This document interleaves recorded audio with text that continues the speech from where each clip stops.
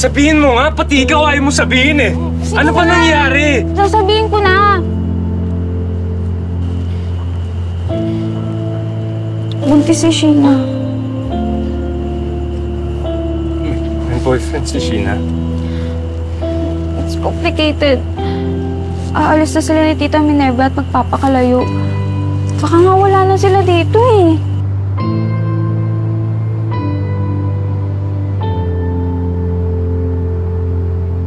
Ma, sina Tina at Violet. Prom night dapat namin ngayon. Uy! Dylan! Tara na! Dylan, tara na! Umuwi na tayo. Gusto mo bang bumaba?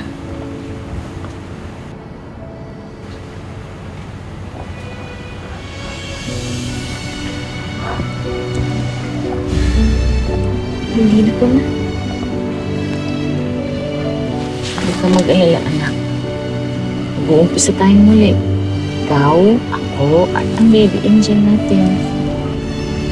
Hindi pa katapusan ng buhay mo, ha? Patrick!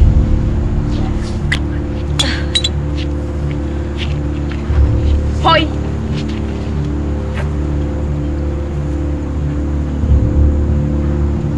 Di ba ikaw yung mama ni Sheena?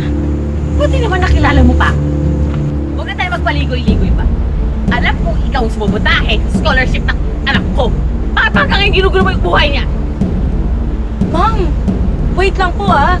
Hindi ko po kasalanan kung pinalaki niyong sinungaling at irresponsable ang anak niyo. Tsaka, unfair naman po kung mabibigyan ng grant yung hindi deserving na tao. Ba't ka nananampal? Ay, deserve mo yan! Ah, ganon? Ah! Ah! Bakit ka bata ka? Masalbahay ka! Ah!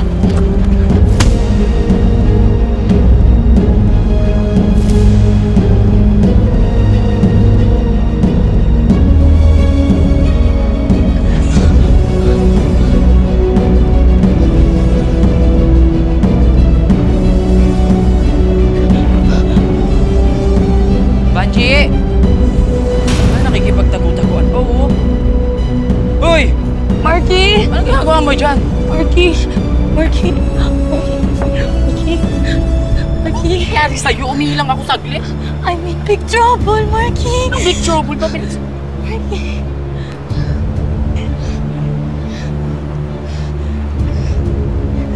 Oh my God. Banji! Ginawa mo!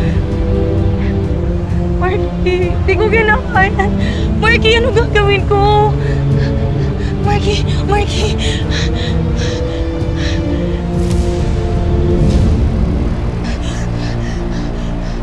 Ano ginawa mo? Marky, hindi ko alam eh. Paano hindi mo alam?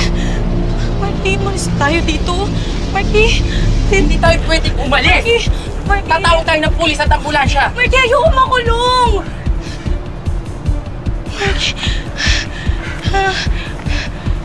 Hindi natin pwedeng maiwanan yan dito, lalo tayo mapapahamak. Banji, I'm sorry. Hindi ko na malunok tong ginagawa ko. Marky. Bahala ka na dyan. Marky, wag mo naman akong iwan dito. Marky!